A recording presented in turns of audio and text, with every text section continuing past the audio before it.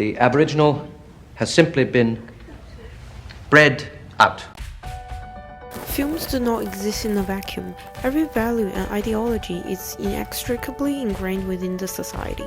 To me, they are a product of our society, and Philip Noyce's The Rubber-Proof Fence is a powerful example of this. The film is the reenactment of the darkest period of Australian history, where countless Indigenous children were forcefully removed by the white Australian government.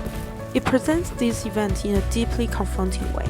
I arguably think that the villains are more compelling and significant as they foster a process of re-evaluation in the audience. By this I mean Mr. Neville serves a more significant role in informing us on the historical event.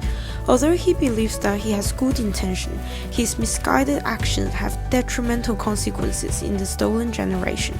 He is representation of the contextual white Australian society in the 20th century. Before starting the analysis, let's have a look at the two central questions in which this video will explore. Why are we so drawn to Mr. Neville despite his unethical actions? To what degree is Mr. Neville representative of our society today? The portrayal of Mr. Neville can be seen as an anecdotal representation of the prevailing attitudes and perceptions of the broader Australian society. Drawing upon the contextual zeitgeist of the Australian society in the 1930s, the bureaucratic nature of white colonizer exemplified the conflicts arising from racial discrimination within a corrupt social milieu.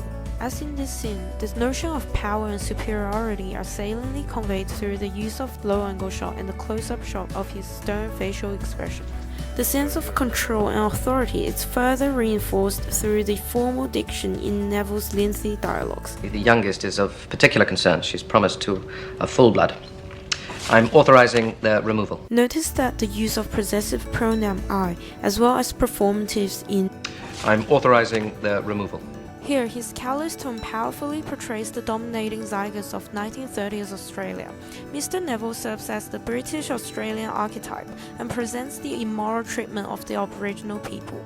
Besides, the bold contrast between the presence of Mr. Neville in the office and the powerless Aboriginal people outside his office draws proximal attention to the superiority of the European Australians. Together with the high-angle shot, downcast gaze, and the classification of individual identity into tribally, legally, and single, this confronting juxtaposition effectively dehumanizes Aboriginal people as the uncivilized and vulnerable subject in the eyes of the white Australians in the 1930s. To a large extent, Mr. Neville is of the utmost importance in the film, as he encapsulates the superiority and the collective discriminated voice of the white Australians. Meanwhile, his sickening nature, departmental policies, and lack of understanding regarding the bond between mother and daughter serve as the driving forces which determine the essential part of the girl's journey. It is the difference in ideology between Mr. Neville and the three half-caste girls that construct him as the impetus for the girl's escape. It is important to notice that the conflict between the Indigenous children and Mr. Neville is not just one of defiance, but one of freedom, justice, and morality. As in this scene, the brutality emphasized in the removal scene juxtaposed with Mr. Neville's emotionless statement, mixing them in an especially sinister way. As you know, every Aborigine born in this state comes under my control. Pay attention to the detached tone of Mr. Neville's voiceover, which highlights the blindness of the European settlers regarding the mass suffering of the Aboriginal people who are supposed to be protected. This serves as the motivation and determination for the protagonist to resist the dominating force of white Australians. Hence, the significance of Mr. Neville is implicitly established as he represents a history of disruption, but, perhaps more importantly, spurs the Aboriginal people's strength to resist, transcend, and reconnect. In my own opinion, I think what makes Mr. Neville stand the test of time is his continual representation in the contemporary context.